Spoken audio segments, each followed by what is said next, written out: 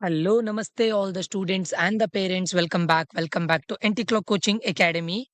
ನಾನು Nikhilesh Anti-Clock Coaching ಅಕಾಡೆಮಿಯಿಂದ ಎಲ್ಲಾ ಸ್ಟೂಡೆಂಟ್ಸ್ಗಳಿಗೆ especially ಪೇರೆಂಟ್ಸ್ಗಳು ಯಾರ್ಯಾರು ಈ ವಿಡಿಯೋವನ್ನ ವಾಚ್ ಮಾಡ್ತಾ ಇದ್ದೀರಾ ಟಿಲ್ ದ ಎಂಡ್ ವಾಚ್ ಮಾಡಿ.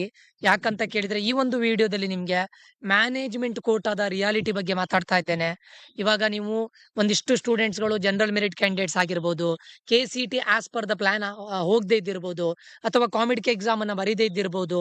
ಸರ್ ರ್ಯಾಂಕ್ ಅನ್ನೋದು ನಮ್ದು ತುಂಬಾ ಹೈ ಹೋಗ್ತಾ ಇದೆ, ಆ ಒಳ್ಳೆ ಕಾಲೇಜ್ ಸಿಗ್ತಾ ಇಲ್ಲ, Tier 3 ಇಂಜಿನಿಯರಿಂಗ್ ಕಾಲೇಜಸ್ಗಳು ಸಿಗುತ್ತೇನೋ, ಅಥವಾ ನೀವು CBSE ಸ್ಟೂಡೆಂಟ್ಸ್ ಗಳಾಗಿದ್ದು KCET ಅಲ್ಲಿ ಒಳ್ಳೆ ಮಾರ್ಕ್ಸ್ ತೆಗೆದು CBSE ಅಲ್ಲಿ ಅನ್ಎಕ್ಸ್ಪೆಕ್ಟೆಡ್ ಆಗಿ ತುಂಬಾ ಕಡಿಮೆ ಮಾರ್ಕ್ಸ್ ಬಂದಿರಬಹುದು, ರ್ಯಾಂಕ್ ಅರೌಂಡ್ 1 lakh ಅಬೋ ಹೋಗ್ತಾ ಇರಬಹುದು. ಸರ್ Tier 1 ಕಾಲೇಜಸ್ ಸಿಗೋದಿಲ್ಲ, Tier 2 ಕಾಲೇಜಸ್ ಸಿಗ್ತಾ ಇಲ್ಲ, ಏನ್ ಮಾಡೋದು ಸರ್? ಮ್ಯಾನೇಜ್ಮೆಂಟ್ ಸಿಟಿಗೆ ಹೋಗೋದಾ? ಕಾಲೇಜಸ್ ಗಳಿಂದ ತುಂಬಾ ಕಾಲ್ಸ್ ಗಳು ಬರ್ತಾ ಇದೆ, ಭಯ ಆಗ್ತಾ ಇದೆ ಸರ್, ಕನ್ಫ್ಯೂಷನ್ ಆಗ್ತಾ ಇದೆ. KCET ಅಲ್ಲಿ ಸೀಟ್ ಸಿಗುತ್ತೋ ಇಲ್ವೋ, ಸಿಕ್ಕಿದ್ರು ಒಳ್ಳೆ ಕಾಲೇಜ್ ಸಿಗುತ್ತೋ ಇಲ್ವೋ, ಮ್ಯಾನೇಜ್ಮೆಂಟ್ ಸಿಟಿಗೆ ಹೋಗೋದಾದ್ರೆ ಯಾವ್ದಕ್ ಹೋಗ್ಬೋದು ಸರ್, ಇದು ವರ್ತ ಸರ್ ಅನ್ನೋದಕ್ಕೆ ಕಂಪ್ಲೀಟ್ ನಿಮ್ಗೆ ಇದು ನಾನು ಹೇಳ್ತಾ ಇರೋ ಇನ್ಫಾರ್ಮೇಶನ್ ಅನ್ನೋದು ತುಂಬಾ ಐಡಿಯಾವನ್ನ ಕೊಡುತ್ತೆ. ಟಿಲ್ ದ ಎಂಡ್ ವಾಚ್ ಮಾಡಿ. The reality of management quota in Karnataka, ಅದರಲ್ಲೂ ಕೂಡ ಇಂಜಿನಿಯರಿಂಗ್ ಕಾಲೇಜಸ್ ಅಲ್ಲಿ ಏನೇನ್ ಆಗತ್ತೆ, ಮ್ಯಾನೇಜ್ಮೆಂಟ್ ಸೀಟ್ ಅನ್ನ ತಗೊಂಡ್ರೆ ನಿಮ್ಗೆ ವರ್ತಾ ಅಥವಾ ಇಲ್ವಾ ಅಂತ ಹೇಳೋ ಕಂಪ್ಲೀಟ್ ಡೀಟೇಲ್ಸ್ ಈ ವಿಡಿಯೋದಲ್ಲಿ ನಾನು ನಿಮ್ಗೆ ಕೊಡ್ತಾ ಇದ್ದೇನೆ. ಈ ವಿಡಿಯೋವನ್ನ ಸ್ಟಾರ್ಟ್ ಮಾಡ್ಲಿಕ್ಕೂ ಮುಂಚೆ ನಮ್ದು ಏಕಲವ್ಯ 3.0 ಅಂತ, ಅಂದ್ರೆ ಇದು ಥರ್ಡ್ ಬ್ಯಾಚ್ ಆಗಿದೆ. 1-to-1 ಪರ್ಸನಲ್ ಗೈಡೆನ್ಸ್ ಇರುತ್ತೆ. ಇದರಲ್ಲಿ ನಿಮ್ಗೆ ಕಂಪ್ಲೀಟ್ ಇಂಜಿನಿಯರಿಂಗ್ ಅಡ್ಮಿಷನ್ ಆಗೋವರೆಗೂ ನಮ್ ಕಡೆಯಿಂದ ಕಂಪ್ಲೀಟ್ ಗೈಡೆನ್ಸ್ ಇರುತ್ತೆ. ನೀವು ಯಾವ ಕಾಲೇಜಿಗೆ ಜಾಯ್ನ್ ಆಗ್ಬೇಕು, ಯಾವ ಬ್ರಾಂಚ್ ಅನ್ನ ಇಡಬೇಕು, ಯಾವ ಕಾಲೇಜ್ ಹೇಗಿದೆ ಅನ್ನೋದರ ಕಂಪ್ಲೀಟ್ ಡೀಟೇಲ್ಸ್. ಓಕೆ, ಕರ್ನಾಟಕದ ಪ್ರತಿಯೊಂದು ಇಂಜಿನಿಯರಿಂಗ್ ಕಾಲೇಜು ಕೂಡ ನಾನು ಆಲ್ರೆಡಿ ವಿಸಿಟ್ ಮಾಡಿದ್ದೇನೆ. ಆಲ್ಮೋಸ್ಟ್ ಬೆಂಗಳೂರಿನ ಹೆಚ್ಚಿನ ಕಾಲೇಜಿಗೆ ಕಂಪ್ಲೀಟ್ ವಿಸಿಟ್ ಮಾಡಿದ್ದೇನೆ. ಓವರ್ ಆಲ್ ಆಗಿ 150+ ಇಂಜಿನಿಯರಿಂಗ್ ಕಾಲೇಜಿಗೆ ವಿಸಿಟ್ ಮಾಡಿ ಸ್ಟೂಡೆಂಟ್ಸ್ ಗಳ ಜೊತೆ ಆ ಮಾತಾಡಿ ಆದ್ಮೇಲೆ ಅವ್ರ ಜೊತೆ ಡಿಸ್ಕಸ್ ಮಾಡಿ ಈ ಡೇಟಾವನ್ನ ನಾನು ನಿಮ್ಗೆ ಕೊಡ್ತಾ ಇರೋದು. ಸೊ ನಿಮ್ಗೆ ಜಾಯ್ನ್ ಆಗ್ಬೇಕು ಅಂತಿದ್ರೆ ನಮ್ಮ ಕೌನ್ಸಿಲಿಂಗ್ ಗೆ ಜಾಯ್ನ್ ಆಗ್ಬೋದು. ಸೊ ನಾನು ಕೂಡ ಇಂಜಿನಿಯರಿಂಗ್ ಮಾಡಿದ್ದು 2019 passed out, RV college of engineering ಅಲ್ಲಿ ಇನ್ಫಾರ್ಮೇಶನ್ ಸೈನ್ಸ್ ಅಂಡ್ ಇಂಜಿನಿಯರಿಂಗ್. ಈ ಯೂಟ್ಯೂಬ್ ಅಲ್ಲಿ 3 years ಇಂದ ಕೌನ್ಸಿಲಿಂಗ್ ಅನ್ನ ಕೊಡ್ತಾ ಇದ್ದೇವೆ. ಆಫ್ಲೈನ್ ಅಲ್ಲಿ 2019 ಇಂದನೂ ಕೂಡ ಕೌನ್ಸಿಲಿಂಗ್ ಅನ್ನ ಕೊಡ್ತಾ ಇದ್ದೇವೆ. 6+ years ಆಫ್ ಎಕ್ಸ್ಪೀರಿಯನ್ಸ್ ಇದೆ. ಮೋರ್ ದನ್ 1500 ಸ್ಟೂಡೆಂಟ್ಸ್ ಗೆ ನಾನು ಇದು ಮಾಡಿದ್ದೇನೆ, ಗೈಡ್ ಮಾಡಿದ್ದೇನೆ. ಅಂಡ್ ಇವತ್ತಿಗೂ ಕೂಡ ಟೆಕ್ನಿಕಲಿ ನಾನು IT ಅಲ್ಲಿ ವರ್ಕ್ ಮಾಡ್ತಾ ಇರ್ಲಿಕ್ಕೆ ಹೋಗಿ ಟ್ರೆಂಡ್ ಹೇಗೆ ನಡೀತಾ ಇದೆ ಕಂಪ್ಲೀಟ್ ಗೊತ್ತಿದೆ. ಸೊ ನೀವು ಜಾಯ್ನ್ ಆಗ್ಬೇಕು ಅಂತಿದ್ರೆ ಇಲ್ಲಿ ನಂಬರ್ನ ಕೊಟ್ಟಿದ್ದೇನೆ, ದಯವಿಟ್ಟು ಜಾಯ್ನ್ ಆಗಿ. ತುಂಬಾ ಕಡಿಮೆ ರೇಟಿಗಿದೆ. ನಾನು ಯಾಕೆ ಜಾಯ್ನ್ ಆಗಿ ಅಂತ ಹೇಳ್ತಾ ಇದ್ದೇನೆ ಕೇಳಿದ್ರೆ, ನಿಮ್ಗೆ ಇಲ್ಲಿ ತುಂಬಾ ವಿಷಯಗಳು ತಿಳಿತದೆ, ಇರೋ ರಿಯಾಲಿಟಿ ನಿಮ್ಗೆ ತಿಳಿತದೆ. ಜಾಯ್ನ್ ಆಗ್ಬೇಕು ಅಂತಿದ್ರೆ ಇಲ್ಲಿ ನಂಬರ್ ಕೊಟ್ಟಿದ್ದೇನೆ, ಆದಷ್ಟು ಬೇಗ ಜಾಯ್ನ್ ಆಗಿ. ಈಗ ಮ್ಯಾನೇಜ್ಮೆಂಟ್ ಕೋಟಾದ ರಿಯಾಲಿಟಿಗೆ ಬರ್ತಾ ಇದ್ದೇನೆ. ಸರ್ ಏನಿದು ಸರ್ ಮ್ಯಾನೇಜ್ಮೆಂಟ್ ಕೋಟಾದ ರಿಯಾಲಿಟಿ? ಕರೆಕ್ಟ್ ಕೇಳ್ಕೊಳ್ಳಿ ಸ್ಟೂಡೆಂಟ್ಸ್. ಆ ಮ್ಯಾನೇಜ್ಮೆಂಟ್ ಕೋಟಾ ಅಂತ ಹೇಳೋದು ನೀವು 1 ವರ್ಷ ಕೊಟ್ಟು ಮುಗಿಸುವಂತ ಇದಲ್ಲ.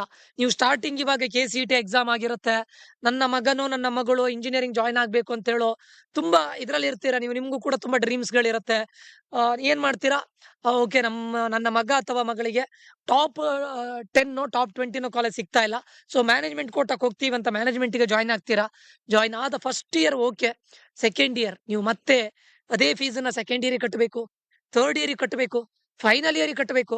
ಸೊ ಆವಾಗ ನಿಮ್ಗೆ ಅದು ತುಂಬಾ ಎಕ್ಟಿಕ್ ಅಂತ ಅನ್ಸುತ್ತೆ. ನಾನು ಒಂದಿಷ್ಟು ಡೇಟಾವನ್ನ ನಿಮ್ಗೆ ಬ್ಯಾಕಪ್ ಆಗಿ ಕೊಡ್ತಾ ಇದ್ದೇನೆ ನೋಡಿ. ಈಗ ಟಾಪ್ 10 ಇಂಜಿನಿಯರಿಂಗ್ ಕಾಲೇಜ್, ಫಸ್ಟ್ ಗೆ ನಾನು ಕೆಲವೊಂದಿಷ್ಟು ಡೇಟಾವನ್ನ ಮಾತ್ರ ತಗೊಂಡಿದ್ದೇನೆ. It is genuine data. ಈ ವರ್ಷದ 2026-27 ನ ಮ್ಯಾನೇಜ್ಮೆಂಟ್ ಕೋಟಾದ seat details, fees details. RV college of engineering ಕರ್ನಾಟಕದ number 1 engineering college.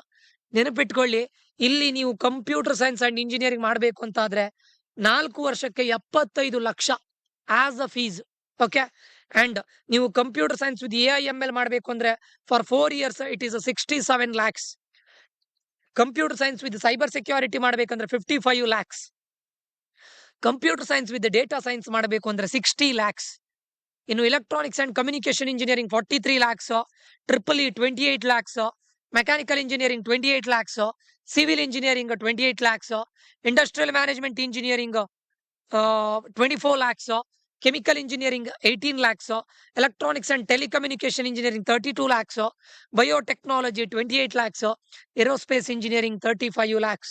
RV college of engineering ಅಲ್ಲಿ ನೀವು computer science and it's allied branches ಗೆ ಮ್ಯಾನೇಜ್ಮೆಂಟ್ ಸೀಟಿಗೆ ಹೋಗ್ಬೇಕು ಅಂತ ಹೇಳಿದ್ರೆ 55 ಲಕ್ಷಕ್ಕಿಂತ ಜಾಸ್ತಿ ಬೇಕೇ ಬೇಕು ಫಾರ್ 4 years. ಸರ್ ಇದು ವರ್ತಾ? ಒಬ್ಬ RV ಕಾಲೇಜ್ ಆಫ್ ಇಂಜಿನಿಯರಿಂಗ್ ಅಲ್ಲಿ ಓದಿರೋ ಒಬ್ಬ ಸ್ಟೂಡೆಂಟ್ ಆಗಿ, ಅದರ ಅಲುಮ್ನೈ ಆಗಿ ನಾನು ಹೇಳ್ತಾ ಇದ್ದೇನೆ, RV ಕಾಲೇಜ್ ಆಫ್ ಇಂಜಿನಿಯರಿಂಗ್ ಇದು ವರ್ತ್ ಅಲ್ಲ. ಓಕೆ ಸರ್, ನಮ್ಮ ಹತ್ರ ದುಡ್ಡಿದೆ, ನಾವು ಓಕೆ, ನಾವು ಅಂದ್ರೆ ಈ 75 ಲ್ಯಾಕ್ಸ್ ನಮ್ಗೇನು ದೊಡ್ಡ ವಿಷಯ ಅಲ್ಲ, ಕಟ್ಟುವಂತ ಕೆಪಾಬಿಲಿಟಿ ನಮ್ಗಿದೆ ಅಂತ ಇದ್ರೆ ಮಾತ್ರ RVCಗೆ ಹೋಗಿ. ಅದು ಬಿಟ್ಕೊಂಡು RVCಗೆ ಈ 75 ಲ್ಯಾಕ್ಸ್ ವರ್ತ್ ಅಲ್ಲ. RVCಯಲ್ಲಿ 65 ಲ್ಯಾಕ್ಸ್ ಪ್ಯಾಕೇಜ್ ಆಗಿರ್ಬೋದು, 50 ಲ್ಯಾಕ್ಸ್ ಪ್ಯಾಕೇಜ್ ಆಗಿರ್ಬೋದು. ಎಷ್ಟು ಜನರಿಗೆ ಆಗುತ್ತೆ? ಹಾ, ಒಬ್ರೋ ಇಬ್ರೋ ಮ್ಯಾಕ್ಸಿಮಮ್ ಒಂದು 10 ಜನಿಗೆ ಆಗುತ್ತಾ? RVCಯಲ್ಲಿ 20 ಜನರಿಗೆ ಆಗುತ್ತಾ? ಹೋದವ್ರು ಎಲ್ರಿಗೂ ಕೂಡ 60 ಲಕ್ಷ 70 ಲಕ್ಷ ಪ್ಯಾಕೇಜ್ ಆಗುತ್ತಾ? ಹಾಗಂತ RVC ಬ್ಯಾಡ್ ಅಂತ ನಾನು ಹೇಳ್ತಾ ಇಲ್ಲ. RVCಯಲ್ಲೂ ಕೂಡ ಪ್ಲೇಸ್ಮೆಂಟ್ ತುಂಬಾ ಒಳ್ಳೇದಿದೆ. 15 ಲ್ಯಾಕ್ಸ್ 16 ಲ್ಯಾಕ್ಸ್ 17 ಲ್ಯಾಕ್ಸ್ ಕಾಮನ್ ಆಗಿ ಆಗುತ್ತೆ. But for this management quota RVC worth ಅಲ್ಲ. ನೀವು 75 ಲಕ್ಷ ಕೊಟ್ಟು 55 ಲಕ್ಷ ಕೊಟ್ಟು 4 ವರ್ಷ ಓದ್ಕೊಂಡು 15 ಲಕ್ಷ 20 ಲಕ್ಷ ಪ್ಯಾಕೇಜ್ ತಗೊಂಡ್ರೆ ಅದು ವರ್ತ್ ಅಲ್ವೇ ಅಲ್ಲ. ಥ್ರೂ KCT, ಥ್ರೂ ಕಾಮಿಡ್ಗೆ 200% worth, 500% worth.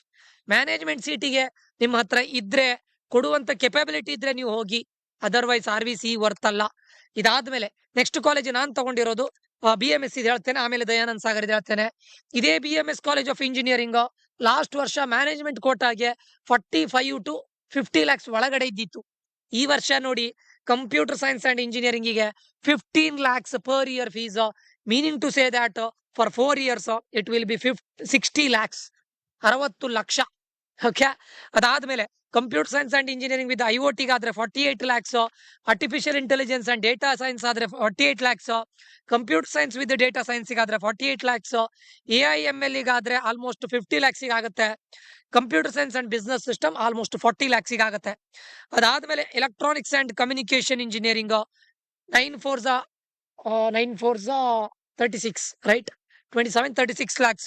Then biotechnology 7 4 28 lakhs. Chemical engineering 16 lakhs. Civil triple ಇದೆಲ್ಲ 6 4 24 lakhs. ಸೊ ಇದು BMS college of engineering.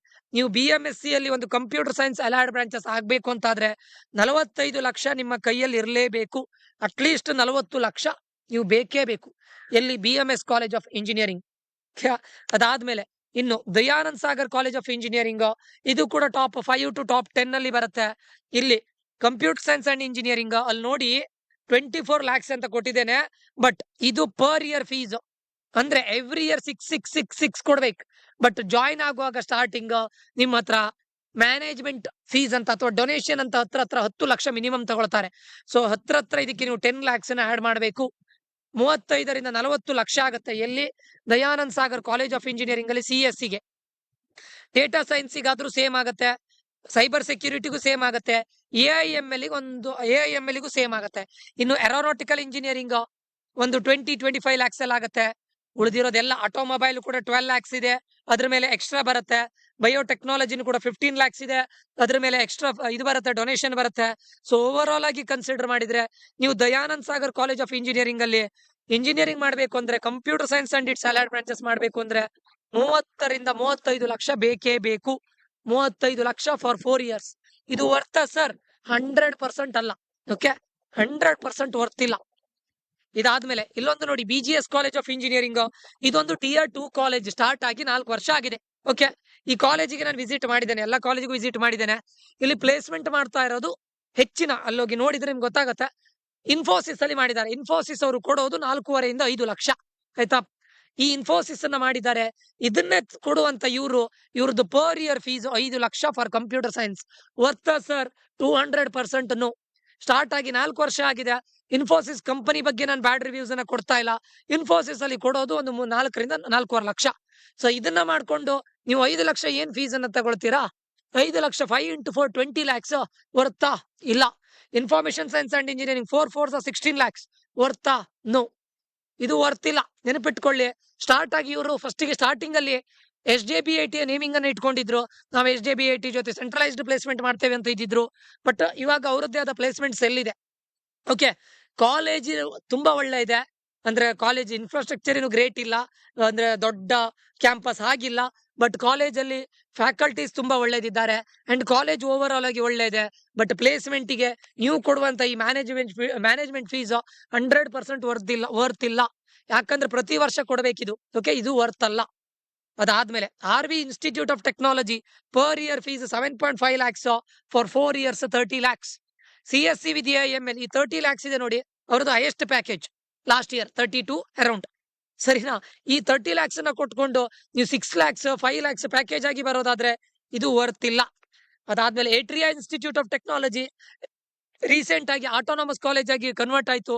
Autonomous college ಆಗಿದ ತಕ್ಷಣ ಅದರ ಹೈಪ್ಗಳು ಇನ್ಕ್ರೀಸ್ ಆಯ್ತು. Per year fees 3.5 lakhs to 4 lakhs ಇದೆ. ಓಕೆ, ಸೊ ಏಟ್ರಿಯಾದಲ್ಲಿ ನಿಮ್ಗೆ ಫಾರ್ 4 years ಮಿನಿಮಮ್ 15 lakhs ಬೇಕು. Okay, ಒಂದು 13 to 15 lakhs.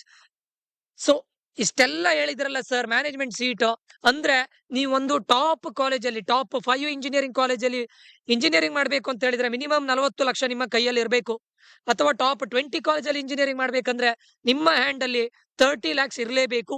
Top 20 to top 35 ಕಾಲೇಜಲ್ಲಿ ಇಂಜಿನಿಯರಿಂಗ್ ಮಾಡ್ಬೇಕಂದ್ರೆ 25 lakhs ಬೇಕು. ಟಾಪ್ 35 ಇಂದ ಟಾಪ್ 45 ಇಂಜಿನಿಯರಿಂಗ್ ಕಾಲೇಜಲ್ಲಿ ನೀವು ಇಂಜಿನಿಯರಿಂಗ್ ಮಾಡ್ಬೇಕಂದ್ರೆ 15 to 20 lakhs ನಿಮ್ಮ ಇನ್ ಹ್ಯಾಂಡ್ ಅಲ್ಲಿ ಇರಲೇಬೇಕು. This is the reality. Sir ನನಗೆ ಇವಾಗ ನೀವು ತುಂಬಾ ಜೋಶಲ್ಲಿ ಇರ್ತೀರಾ, ಪೇರೆಂಟ್ಸ್ ಗಳಿರ್ಬೋದು, ಸ್ಟೂಡೆಂಟ್ಸ್ ಗಳಿರ್ಬೋದು, ಪಕ್ಕದ ಮನೆ ಹುಡುಗ ಆ ಕಾಲೇಜಲ್ಲಿ ಕಲಿತಾ ಇದ್ದಾನೆ, ಇವರು ನಮ್ಮ ರಿಲೇಟಿವ್ ಅಲ್ಲಿ ಈ ಕಾಲೇಜಲ್ಲಿ ಕಲಿತಾ ಇದ್ದಾನೆ, ನನ್ನ ಮಗನು ಕೂಡ ಅದ್ರಲ್ಲಿ ಓದ್ಬೇಕು, ನನ್ನ ಮಗಳು ಕೂಡ ಅದ್ರಲ್ಲಿ ಓದ್ಬೇಕು ಅಂತ ತುಂಬಾ ಇದಾಗಿ ಓವರ್ ಎಕ್ಸೈಟೆಡ್ ಆಗಿ ಕಾಲೇಜಿಗೆ ಜಾಯ್ನ್ ಆದಾಗ ನಿಮ್ಗೆ ತುಂಬಾ ಇಷ್ಟ ಆಗುತ್ತೆ. ನೆಕ್ಸ್ಟ್ ಇಯರ್ ಫೀಸ್ ಕಟ್ಟುವಾಗ ರಿಯಾಲಿಟಿ ನಿಮ್ಗೆ ತುಂಬಾ ಹಾರ್ಡ್ ಆಗಿ ಹಿಟ್ ಆಗುತ್ತೆ. ಓಕೆ, ಮತ್ತೊಂದು ನೆನಪಿಟ್ಕೊಳ್ಳಿ, ಈ ಹೈಯೆಸ್ಟ್ ಪ್ಯಾಕೇಜ್ ಅಂತ ಕರೀತಾರೆ ಕೆಲವೊಂದು ಕಾಲೇಜಲ್ಲಿ ಅಥವಾ ಯೂಟ್ಯೂಬ್ ಅಲ್ಲಿ 30 ಲಕ್ಷ 40 ಲಕ್ಷ ಪ್ಯಾಕೇಜ್ ಅಂತ ನಿಮ್ಮನ್ನ ಮೇಲ್ಗಡೆ ತಗೊಂಡೋಗ್ತಾರೆ. ಬಟ್ ಪ್ಯಾಕೇಜ್ ನ ರಿಯಾಲಿಟಿನ ನಿಮ್ಗೆ ಹೇಳ್ತೇನೆ ನೋಡಿ. ಇದೇ ಒಂದು ಕಂಪನಿ, ನಾನೊಂದು ಕಂಪನಿ ಹೇಳ್ತೇನೆ, ಸಿಸ್ಕೋ ಅಂತ ಕಂಪನಿ. ನಾವು 2019 ಅಲ್ಲಿ RV ಕಾಲೇಜ್ ಆಫ್ ಇಂಜಿನಿಯರಿಂಗ್ ಅಲ್ಲಿ ಪಾಸ್ಡ್ ಔಟ್ ಆಗುವಾಗ ಅವರ ಪ್ಯಾಕೇಜ್ ಬಂದ್ಬಿಟ್ಟು 13 to 15 lakhs, ಅರೌಂಡ್ 14-15 lakhs ಕೊಡ್ತಾ ಇದ್ರು. In hand salary 70 to 80,000. ನೆನಪಿಟ್ಕೊಳ್ಳಿ, ರಿಯಾಲಿಟಿ ಹೇಳ್ತೇನೆ ನೋಡಿ, 15 ಲಕ್ಷ ಅಂತ ಹೇಳಿದ್ರೆ ಡಿವೈಡೆಡ್ ಬೈ 12 ಅಲ್ಲ, ಫಿಕ್ಸ್ಡ್ ಕಾಂಪೊನೆಂಟ್ ತುಂಬಾ ಮ್ಯಾಟರ್ ಆಗುತ್ತೆ. ಒಬ್ಬ ಸ್ಟೂಡೆಂಟ್ಗೆ ಇದೇ ಸಿಸ್ಕೋ ಇವಾಗ ಕಾಲೇಜಿಗೆ ಹೋದ್ರೆ ಕೊಡೋದು 30 ಲಕ್ಷ. SAP ಲ್ಯಾಬ್ಸ್ 2019 ಅಲ್ಲಿ ನಮ್ಗೆ ಕೊಡ್ತಾ ಇದ್ದಿದ್ದು 17 lakhs ನಮ್ ಕಾಲೇಜಿಗೆ ಬಂದಾಗ ಕ್ಯಾಂಪಸ್ಗೆ. ಇವಾಗ ಅದೇ SAP ಲ್ಯಾಬ್ಸ್ 30 ಲಕ್ಷ ಕೊಡ್ತಾರೆ. ಬಟ್ ಫಿಕ್ಸ್ಡ್ ಎಷ್ಟು ಹೇಳಿ, ಅವರಿಗೆ ಮಂತ್ಲಿ ಬರೋ ಸ್ಯಾಲ್ರಿ ಅರೌಂಡ್ 80 to 1 lakh. ನೆನಪಿಟ್ಕೊಳ್ಳಿ, ಯಾರಾದ್ರೂ ನಿಮ್ಗೆ ನನಗೆ 30 ಲಕ್ಷ ಆಗಿದೆ, 50 ಲಕ್ಷ ಆಗಿದೆ ಅಂತ ಹೇಳಿದ್ರೆ it is not divided by 12. Base salary ಏನಾಗುತ್ತೆ ಹೇಳಿ, ಫ್ರೆಶರ್ಸಿಗೆ ಟಾಪ್ ಕಾಲೇಜಲ್ಲಿ RVCL ಆಗಿರ್ಬೋದು, PSL ಆಗಿರ್ಬೋದು, ಈ ಕಾಲೇಜಲ್ಲಿ ಒಂದು ಅಪ್ ಟು ಒಂದು 1.75 lakhs 2 lakhs ವರೆಗೆ ಹೋಗ್ಬೋದು. ಜಾಸ್ತಿ ಅಂತ ಹೇಳಿದ್ರೆ ಅದ್ರ ಮೇಲೆ ಬೇಸ್ ಸ್ಯಾಲ್ರಿ ಯಾರಿಗೂ ಸಿಗೋದಿಲ್ಲ. ನೆನ್ಪಿಟ್ಕೊಳ್ಳಿ, ನಿಮ್ಗೆ RVCಯಲ್ಲಿ 65 ಲಕ್ಷ ಆಗಿದೆ ಅಂತ ಹೇಳಿದ್ರೆ ಅದು 65 ಲಕ್ಷ ಅವರಿಗೆ ಪೂರ್ತಿ ಡಿವೈಡೆಡ್ ಬೈ 12 ಅಲ್ಲ. ಸರ್ 65 ಲಕ್ಷ ಅಂತ ಹೇಳಿದ್ರೆ ಮಂತ್ಲಿ ಅವನಿಗೆ 4 ಲಕ್ಷ ಸ್ಯಾಲ್ರಿ ಬರುತ್ತಾ? ಇಲ್ಲ. ಅದರಲ್ಲಿ ನಿಮ್ಗೆ ಕೆಲವೊಂದು ಪರ್ಫಾರ್ಮೆನ್ಸ್ ಬೋನಸ್ ಅಂತಿದೆ, ಕೆಲವೊಂದಿಷ್ಟು ಶೇರ್ ಅಲ್ಲಿ ಕೊಡ್ತಾರೆ, ನೀವು 5 years ಆ ಕಂಪನಿಯಲ್ಲಿ ವರ್ಕ್ ಮಾಡ್ಬೇಕು, ಅದೆಲ್ಲ ಇದೆ. ನೀವು ಯಾರಾದ್ರೂ ನಿಮ್ಗೆ ಯೂಟ್ಯೂಬ್ ಅಲ್ಲಿ ಬಂದ್ಕೊಂಡು ನನಗೆ 40 ಲಕ್ಷ ಪ್ಯಾಕೇಜ್ ಆಗಿದೆ ಅಥವಾ ಯಾರೋ ಒಬ್ರು ಬಂದ್ಕೊಂಡು ಬೇಸ್ ಸ್ಯಾಲ್ರಿ ಎಷ್ಟು ಅಂತ ಕೇಳ್ಕೊಳ್ಳಿ. ಇದು ರಿಯಾಲಿಟಿ ವೆರಿ ವೆರಿ ಇಂಪಾರ್ಟೆಂಟ್. ಇಷ್ಟೆಲ್ಲ ಪೇ ಮಾಡ್ಕೊಂಡು ನೀವು finally first year fees pay ಮಾಡುವಾಗ okay, second year fees pay ಮಾಡುವಾಗ ಆ ತಲೆ ಕೆಡ್ಲಿಕ್ಕೆ ಸ್ಟಾರ್ಟ್ ಆಗತ್ತೆ. ಮತ್ತೆ ಕೆಲವೊಂದಿಷ್ಟು ಬಾರಿ ಹೈಯೆಸ್ಟ್ ಪ್ಯಾಕೇಜ್ ಆಗೋದು ಒಂದು ಕಾಲೇಜಲ್ಲಿ ಒಬ್ರೋ ಇಬ್ರೋ ಸ್ಟೂಡೆಂಟ್ಸ್ ಗಳಿಗೆ ಮಾತ್ರ. ಈ ಹೈಯೆಸ್ಟ್ ಪ್ಯಾಕೇಜ್ ಅಂತ ಹೇಳೋ ಆ ಫ್ಯಾನ್ಸಿ ನಂಬರ್ ನ ನೋಡ್ಕೊಂಡು ಕಾಲೇಜಿಗೆ ಹೋಗಿ ಜಾಯ್ನ್ ಆದ್ರೆ ಆಗೋದಿಲ್ಲ. ಕೆಲವೊಂದು ಬಾರಿ ಕೆಲವೊಂದಿಷ್ಟು ಸ್ಟೂಡೆಂಟ್ಸ್ ಗಳು ಔಟ್ ಸೈಡ್ ಹೋಗಿ ಅವರದ್ದೇ ಹಾರ್ಡ್ ವರ್ಕ್ ಅನ್ನ ಮಾಡಿ ಔಟ್ ಸೈಡ್ ಇಂದ ಪ್ಲೇಸ್ಮೆಂಟ್ ಅನ್ನ ಮಾಡಿಕೊಂಡಿರ್ತಾರೆ. ಕಾಲೇಜ್ ಅವರು ದೊಡ್ಡ ಬ್ಯಾನರ್ ನ ಹಾಕಿರ್ತಾರೆ 30 lakhs 40 lakhs, ಬಟ್ ಅಲ್ಲಿ ಹಾರ್ಡ್ ವರ್ಕ್ ಇದ್ದಿದ್ದು ಸ್ಟೂಡೆಂಟ್. ಮತ್ತೊಂದು ನೆನಪಿಟ್ಕೊಳ್ಳಿ, ಆವರೇಜ್ ಪ್ಯಾಕೇಜ್ ಕೂಡ ಕೆಲವೊಂದು ಟೈಮು ಸುಳ್ಳು ಡೇಟಾವನ್ನ ಕೊಡುತ್ತೆ. ಯಾಕಂತ ಕೇಳಿದ್ರೆ ಒಂದು ಕಾಲೇಜಲ್ಲಿ ಫಾರ್ ಎಕ್ಸಾಂಪಲ್ ಒಂದು ಇಬ್ರು ಸ್ಟೂಡೆಂಟ್ 30 ಲಕ್ಷಕ್ಕೆ ಆದ್ರು ಅಂತ ಅನ್ಕೊಳ್ಳಿ, ಒಂದು ಇಬ್ರು ಸ್ಟೂಡೆಂಟ್ಸ್ 20 ಲಕ್ಷಕ್ಕೆ ಆದ್ರೆ ಆಲ್ಮೋಸ್ಟ್ ಅಲ್ಲಿನೇ ಕೂಡ 1 ಕೋಟಿ ಆಯ್ತು. ಅಂದ್ರೆ ನೀವು 4,25,000 ಸ್ಟೂಡೆಂಟ್ಸ್ಗಳು 4 lakhs ನ 25 ಸ್ಟೂಡೆಂಟ್ಸ್ಗಳು ಪ್ಲೇಸ್ ಆಗೋದು ಒಂದೇ, ಈ 1 ಕೋಟಿಯ 4 ಸ್ಟೂಡೆಂಟ್ಸ್ಗಳು ಪ್ಲೇಸ್ ಆಗೋದು ಒಂದೇ. ಅವಾಗ ಡಿವೈಡೆಡ್ ಬೈ ಮಾಡಿದಾಗ ಆವರೇಜ್ ಪ್ಯಾಕೇಜ್ ಜಾಸ್ತಿ ಆಗಿ ಆಗತ್ತೆ. ಇಟ್ ಡಸಂಟ್ ಮೀನ್ ದಟ್ ನೀವು ಹೈಯೆಸ್ಟ್ ಪ್ಯಾಕೇಜ್ ಅನ್ನ ನೋಡ್ಕೊಂಡು ಕಾಲೇಜ್ ಅನ್ನ ಡಿಸೈಡ್ ಮಾಡಬೇಡಿ please. Okay, so over all ಆಗಿ ನಾನು ಪ್ರತಿಯೊಬ್ಬ ಪೇರೆಂಟ್ಸಿಗೂ ಹೇಳ್ತಾ ಇರೋದು, ಪ್ರತಿಯೊಬ್ಬ ಸ್ಟೂಡೆಂಟ್ಸಿಗೂ ಹೇಳ್ತಾ ಇರೋದು, ನೀವು ಯಾರೋ ಯಾವ್ದೋ ಕಾಲೇಜ್ ಸೇರಿದ್ದಾರೆ, ಯಾರೋ ಇದನ್ನ ಸೇರ್ತಾ ಇದ್ದಾರೆ ಅಂತ ಮಾಡಬೇಡಿ. ನೀವು ನೋಡ್ಕೊಳ್ಳಿ, CET ಅಲ್ಲಿ ನಮ್ಗಿದೆ ಇಂಥ ಕಾಲೇಜ್ ಸಿಗತ್ತೆ, ಅದೇ ಹಣವನ್ನ ನೀವು ಸೇವ್ ಮಾಡ್ಕೊಂಡು ಔಟ್ ಸೈಡ್ ಇವತ್ತು ಎಷ್ಟೋ ಇನ್ಸ್ಟಿಟ್ಯೂಟ್ ಗಳಿದೆ ನಿಮ್ಗೆ ಆನ್ಲೈನ್ ಅಲ್ಲಿ 1 ಲಕ್ಷನೋ 1.5 ಲಕ್ಷನೋ ಅಲ್ಲಿ ಇನ್ವೆಸ್ಟ್ ಮಾಡಿ ನಿಮ್ಮ ಸ್ಕಿಲ್ಸ್ ಡೆವಲಪ್ ಮಾಡ್ಲಿಕ್ಕೆ ಇನ್ವೆಸ್ಟ್ ಮಾಡ್ಕೊಳ್ಳಿ. ಅವರು ಕೂಡ ಪ್ಲೇಸ್ಮೆಂಟ್ ಅನ್ನ ಮಾಡಿ ಕೊಡ್ತಾರೆ. ಕಾಲೇಜ್ ಅವರು ಲಾಸ್ಟಿಗೆ ಏನಂತ ಹೇಳ್ತಾರೆ ಗೊತ್ತುಂಟಾ, ನಿಮ್ದು ಹುಡುಗಂದು ಅಥವಾ ಹುಡುಗಿದು CGPA ಕ್ರೈಟೀರಿಯಾ ಇದಾಗಿಲ್ಲ, ಪಾಸ್ ಆಗಿಲ್ಲ, ನಾವ್ ಹೇಳಿದಂತ ಇದನ್ನ ಅವನು ಮೀಟ್ ಮಾಡ್ಲಿಲ್ಲ ಅಥವಾ ಅವಳು ಮೀಟ್ ಮಾಡ್ಲಿಲ್ಲ, ಸೊ ಪ್ಲೇಸ್ಮೆಂಟ್ ಆಗಿಲ್ಲ. ನೆನಪಿಟ್ಕೊಳ್ಳಿ, ಯಾವ ಕಾಲೇಜ್ ಅವರು ಕೂಡ ನಿಮ್ಮನ್ನ ಸ್ಟಾರ್ಟಿಂಗ್ ಅಡ್ಮಿಷನ್ ಆಗುವಾಗ ನಿಮ್ಮನ್ನ ಹೇಗೆ ಟ್ರೀಟ್ ಮಾಡ್ತಾರೆ, ನೀವು ಇಂಜಿನಿಯರಿಂಗ್ ಮುಗಿಸಿ ಹೊರಗೆ ಬರುವಾಗ ನಿಮ್ಮನ್ನ ಹಾಗೆ ಟ್ರೀಟ್ ಮಾಡೋದಿಲ್ಲ. ಇನ್ ಕೇಸ್ ನೀವು ಪ್ಲೇಸ್ಮೆಂಟ್ ಆಗದೆ ಇದ್ರೆ ಹೋಗಿ ಅವ್ರನ್ನ ಕ್ವಶನ್ ಮಾಡುವಂತ ಕೆಪಬಿಲಿಟಿನೂ ನಿಮ್ಮ ಹತ್ರ ಇರೋದಿಲ್ಲ. ಯಾಕಂತ ಕೇಳಿದ್ರೆ ಅವ್ರು ಹೇಳ್ತಾರೆ, ನಾವು ಕಂಪನಿನ ಕರ್ಸಿದ್ವಿ, ನಿಮ್ಮ ಸ್ಟೂಡೆಂಟ್ CGPA ಮೇಂಟೈನ್ ಮಾಡ್ಲಿಲ್ಲ, ಎಲಿಜಿಬಿಲಿಟಿ ಕ್ರೈಟೀರಿಯಾ ಮೇಂಟೈನ್ ಮಾಡ್ಲಿಲ್ಲ ಅಂತ ಹೇಳ್ತಾರೆ. ನೀವೇನ್ ಮಾಡ್ತೀರಾ? ಸ್ಟೂಡೆಂಟ್ಸ್ ಅನ್ನ ಬ್ಲೇಮ್ ಮಾಡ್ತೀರಾ, ಕಾಲೇಜನ್ನ ಬ್ಲೇಮ್ ಮಾಡ್ತೀರಾ, ಸಿಸ್ಟಮ್ ಅನ್ನ ಬ್ಲೇಮ್ ಮಾಡ್ತೀರಾ? ಓಕೆ, ಸೊ ಇದು ನಿಜವಾಗಿ ನಾನು ನೋಡಿದಂತ ಇದು VTU ಅಂತ ಒಂದು ಇನ್ಸ್ಟಿಟ್ಯೂಟ್ ಇದೆ. ನಾನು ಅದನ್ನ ಬ್ಲೇಮ್ ಮಾಡ್ತಾ ಇಲ್ಲ. ನಿಮ್ಗೆ ಇದು ಇಂಜಿನಿಯರಿಂಗ್ ಹೋದ್ಮೇಲೆ ನಿಮ್ಗೆ ಗೊತ್ತಾಗುತ್ತೆ. ಎಷ್ಟೇ ಬರೆದ್ರು ಕೆಲವೊಂದು ಬಾರಿ 80-90 ಮಾರ್ಕ್ಸ್ ಅನ್ನ ಬರ್ಕೊಂಡು ಬಂದ್ರು ಫೇಲ್ ಮಾಡಿರ್ತಾರೆ. ರಿವ್ಯಾಲ್ಯೂಯೇಷನ್ ಹಾಕಿದ ತಕ್ಷಣ ಪಾಸ್ ಆಗ್ತಾರೆ. ಕಾಲೇಜಿಗೆ ಪ್ಲೇಸ್ಮೆಂಟ್ ಗೆ ಕಂಪನೀಸ್ ಬಂದಾಗ 8+ CGPA ಅಂತ ಹೇಳ್ತಾರೆ. ಇದೇ VTU ದವರು 80+ ಮಾರ್ಕ್ಸ್ ನೋಡ್ಲಿಕ್ಕೆ ಅವರ ಪಾಕೆಟ್ ಇಂದ ದುಡ್ಡು ಕೊಟ್ಟಾಗ ಮಾಡ್ತಾರೆ. ನೀವು 100 ಮಾರ್ಕ್ಸ್ ಕ್ವಶನ್ಸ್ ಅನ್ನ ಬರ್ದಿದ್ರೆ 40 ಮಾರ್ಕ್ಸ್ 50 ಮಾರ್ಕ್ಸ್ ಅನ್ನ ಕೊಡುವಂತ ಇದು ಇದ್ದಾರೆ. ರಿವ್ಯಾಲ್ಯೂಷನ್ ಹಾಕಿದ ತಕ್ಷಣ ಮಾರ್ಕ್ಸ್ ಹೈಯೆಸ್ಟ್ ಆಗಿ ಬಿಡುತ್ತೆ.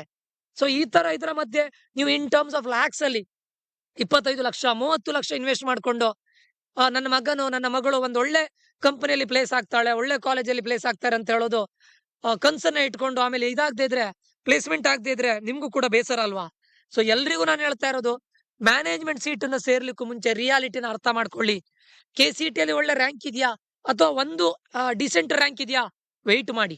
ಸ್ಟಾರ್ಟಿಂಗ್ ಸೇರೋವಾಗಂತ ಕೊಡುವಾಗ ಇರೋವಂತ ಖುಷಿ ಬರ್ತಾ ಬರ್ತಾ ಬರ್ತಾ 4 ವರ್ಷಕ್ಕೆ ನೀವು ಕೊಡುವಾಗ ಆವಾಗ ಗೊತ್ತಾಗತ್ತೆ ನಿಮ್ಗೆ ಹಾರ್ಡ್ ಅರ್ನ್ಡ್ ಮನಿ. ಸೊ ಈ ಮ್ಯಾನೇಜ್ಮೆಂಟ್ ಸೀಟ್ ಆಗಿರ್ಬೋದು, ಕಾಮಿಡಿಕೆ ಸೀಟ್ ಆಗಿರ್ಬೋದು, KCET ಸೀಟ್ ಆಗಿರ್ಬೋದು, ಇದ್ರ ರಿಲೇಟೆಡ್ ನಿಮ್ಗೆ ಕಂಪ್ಲೀಟ್ 1-to-1 ಪರ್ಸನಲ್ ಗೈಡೆನ್ಸ್ ಬೇಕಂತಿದೆ, ನನಗೆ ಈ ನಂಬರ್ಗೆ ಮೆಸೇಜ್ ಹಾಕಿ ಅಥವಾ ಕಾಲ್ ಮಾಡಿ. ಕಂಪ್ಲೀಟ್ ಗೈಡೆನ್ಸ್ ಇರುತ್ತೆ. ಕರ್ನಾಟಕದ ಎಲ್ಲ ಇಂಜಿನಿಯರಿಂಗ್ ಕಾಲೇಜಿಗೂ ವಿಸಿಟ್ ಮಾಡಿದ್ದೇನೆ. ನನ್ನ ಜೊತೆ ಎನ್ರೋಲ್ ಆದ್ಮೇಲೆ ನಿಮ್ಗೆ ಇಂಜಿನಿಯರಿಂಗ್ ಮುಗಿಸಿ ನೀವು ಜಾಬ್ ಸೇರೋವರೆಗೂ ಕೂಡ ನನ್ನ ಕಡೆಯಿಂದ ಏನ್ ಹೆಲ್ಪ್ ಆಗುತ್ತೆ ಖಂಡಿತ ನಾನು ಮಾಡ್ತೇನೆ. ದಯವಿಟ್ಟು ಜಾಯ್ನ್ ಆಗಿ. ನಾನು ಹೇಳ್ತೇನೆ ನೋಡಿ, ನಾನು ಎಲ್ಲ ಕೌನ್ಸಿಲರ್ ತರ ಅಲ್ಲ, ನೀವು ಜಾಯ್ನ್ ಆಗುವವರೆಗೂ ನಿಮ್ಮನ್ನ ಇದು ಮಾಡ್ಕೊಂಡು ಆಮೇಲೆ ಬಿಟ್ಟು ಬಿಡೋನಲ್ಲ. ನೀವು ನನ್ನ ಜೊತೆ ಎನ್ರೋಲ್ ಆದ್ರೆ ನನ್ನ ಸ್ಟೂಡೆಂಟ್ ಲೆಕ್ಕನೇ ನೀವು. ಓಕೆ, ಸೊ ನಿಮ್ಗೊಂದು ಒಳ್ಳೆ ಕಾಲೇಜ್ ಕೊಡಿಸಿದ್ರೆ ನನ್ನ ಮನಸ್ಸಿಗೆ ಆಗುವಂತ ತೃಪ್ತಿ ಬೇರೆ ಯಾರಿಗೂ ಆಗೋದಿಲ್ಲ. ನಿಮ್ಮ ಪೇರೆಂಟ್ಸ್ ಗಳಿಗೆ ಎಷ್ಟು ಖುಷಿ ಆಗುತ್ತೆ ಅದೇ ಖುಷಿ ನನಗಾಗತ್ತೆ. ನಾನು ಗೈಡ್ ಮಾಡಿ ನನ್ನ ಸ್ಟೂಡೆಂಟ್ ಈ ಕಾಲೇಜಲ್ಲಿ ಓದ್ತಾ ಇದ್ದಾನೆ ಅಂತ ಹೇಳೋ ಪ್ರೈಡ್ ನನಗೆ ಯಾವತ್ತೂ ಇರುತ್ತೆ. ನೀವು Tier 1 ಅಲ್ಲಾದ್ರೂ ಓದಿ, Tier 2 ಅಲ್ಲಾದ್ರೂ ಓದಿ, Tier 3 ಅಲ್ಲಾದ್ರೂ ಓದಿ, ಒಂದೊಳ್ಳೆ ಕಂಪನಿಯಲ್ಲಿ ಪ್ಲೇಸ್ ಆದ್ರೆ ಮೊದಲು ನಾನು ಖುಷಿ ಪಡ್ತೇನೆ. ಸೊ ಜಾಯ್ನ್ ಆಗಿ ಅಂತ ಹೇಳ್ತಾ ಮುಂದಿನ ವಿಡಿಯೋದಲ್ಲಿ ಮತ್ತೆ ಸಿಗ್ತೇನೆ. ನಾನು ನಿಖಿಲೇಶ್. ಈ ವಿಡಿಯೋ ತುಂಬಾ ಇನ್ಫಾರ್ಮೇಟಿವ್ ಆಗಿದೆ ಅಂತ ಅನ್ಕೊಳ್ತೇನೆ. ಮ್ಯಾನೇಜ್ಮೆಂಟ್ ಕೋಟಾದ ರಿಯಾಲಿಟಿಯನ್ನು ನಾನು ಹೇಳ್ತಾ ಇರೋದು ಇಲ್ಲಿ. ಸೊ ಮುಂದಿನ ವಿಡಿಯೋದಲ್ಲಿ ಮತ್ತೆ ಸಿಗ್ತೇನೆ. Until that, love you all. Bye. Take care, students and parents.